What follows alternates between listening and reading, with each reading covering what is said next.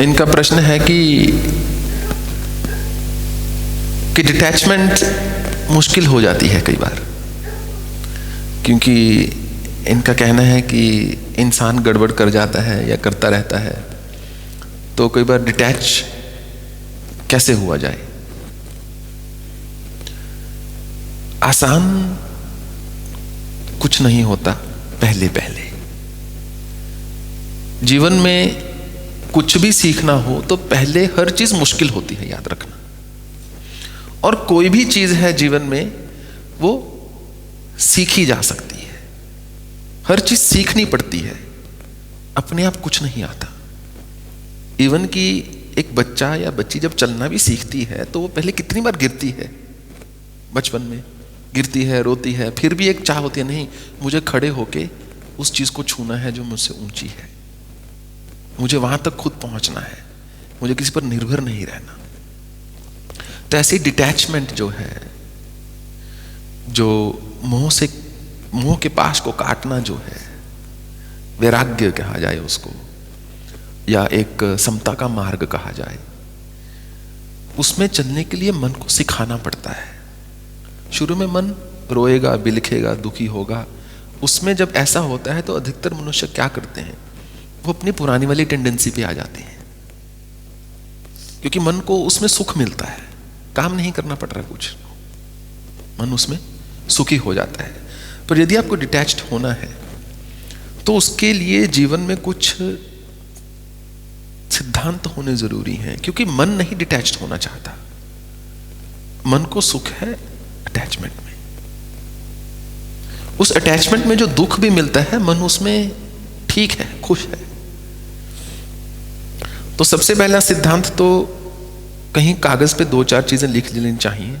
दर्शन की बात है, ये फिलॉसफी की बात है, और लाइफ इज अ फिलॉसफी, जीवन भी अपने आप में एक दर्शन है। ये लिख लेना चाहिए कि प्रत्येक चीज स्थायी है, अस्थायी है। एवरीथिंग इज टेम्पररी, कुछ भी शाश्वत नहीं है, नित्य नहीं है, स्थायी नहीं है, हर चीज अस्थायी है। पहला तो ये सिद्धांत। दूसरा, जीवन में कुछ ना कुछ ऐसा होना चाहिए जिससे कि हम आगे बढ़े, मानसिक आध्यात्मिक तौर पर। चाहे वो कोई कैसे कोई कला हो, कोई पेंटिंग, म्यूजिक, डांसिंग, कुछ जिसमें कि हम अपने आप को थोड़ा डुबो सके। उससे क्या है, हमारी आत्मनिर्भरता बढ़ जाती है, हम स्वावलंबी हो जाते हैं, हम दूसरों की ओर देखना कम कर देते हैं कि फलां व्यक्ति मुझे सुख दे या उससे मैं बात करूं, वो मेरे से हमेशा बात करने को तैयार हो, क्योंकि हर कोई दुखी है।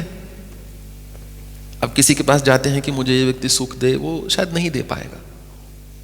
हर व्यक्ति जीवन में कोई ना कोई दुख लेकर बैठा हुआ है, सबकी अपनी इच्छाएं हैं, अपनी आकांक्षाएं हैं, अपने स्वप्न हैं, अपने लक्ष्य हैं, अपना ध्येय है।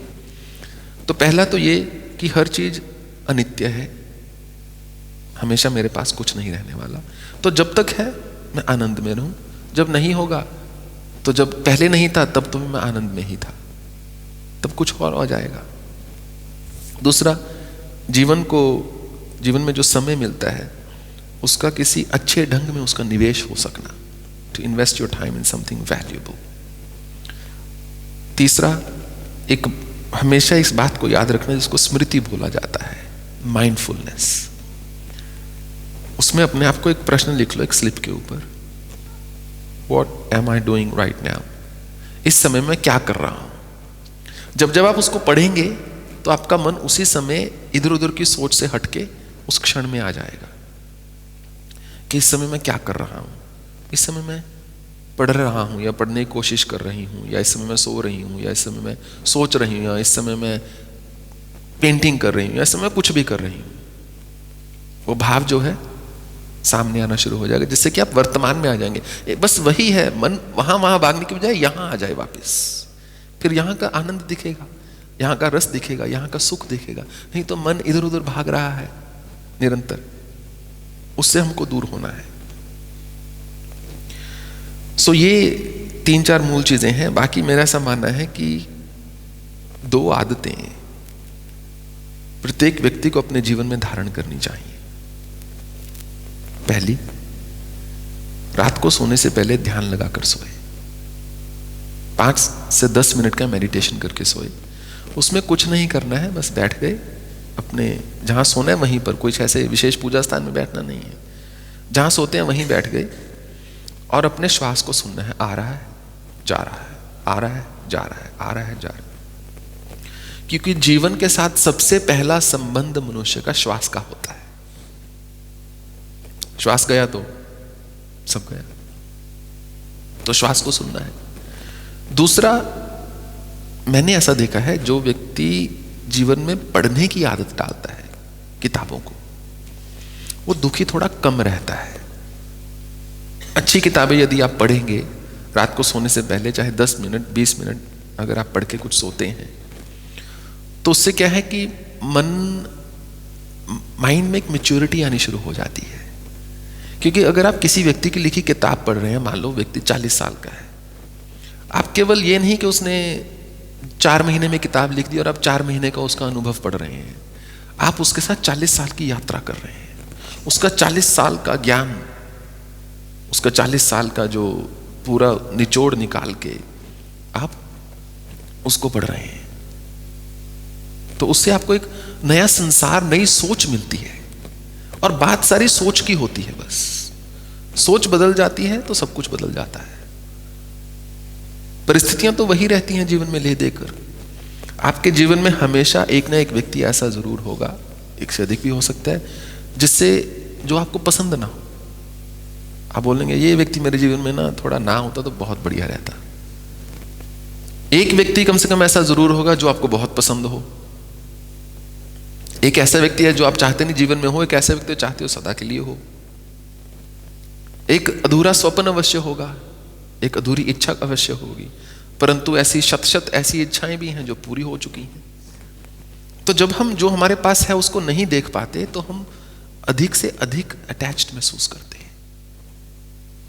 If I am not grateful, if I am not mindful of what I have, I feel increasingly attached to things that I don't have, or I cannot have, or I cannot have as much as I want to have.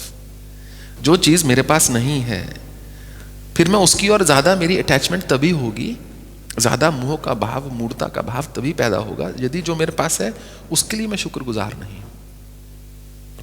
तो लिख लेना चाहिए कि मेरे जीवन में ऐसा क्या क्या है जिसके लिए मैं शुक्रगुजार हूं। उससे क्या है, अंदर का जो बल है वो जागृत होना शुरू होता है। फिर अपने आप मोह जो है कम हो जाता है। चाहने से मोह कभी कम नहीं होगा। सोच के कि मैं अब मोह नहीं करूंगा या करूंगी, उससे नहीं कम होगा कभी। या कुछ हो जाए, मैं इस व्यक्ति से अटैच नहीं फील करूंगा या करूंगी, नहीं होगा। हमको अपनी दृष्टि और दृष्टिकोण को बदलना होगा। सो पहली चीज कि जीवन के एक सिद्धांत लिख लो, कुछ भी नित्य नहीं है, कोई भी चीज स्थायी नहीं है, सदा सदा के लिए नहीं रह सकती, मात्रा कम अधिक उसकी होती रहेगी। दूसरा कि मेरे जीवन में क्या है जिसके लिए मैं शुक्रगुजार हूं। तीसरा, इस समय में क्या कर रहा हूं, what am I doing right now. चौथा, रात को ध्यान करके सोना चाहिए। मन जब स्थिर होना शुरू होता है वैसे ही प्रफुल्लित हो जाता है। पांचवा, कुछ ना कुछ किताबें पढ़ने की आदत डालनी चाहिए, अच्छी किताबें, उससे मन बदलना शुरू हो जाता है।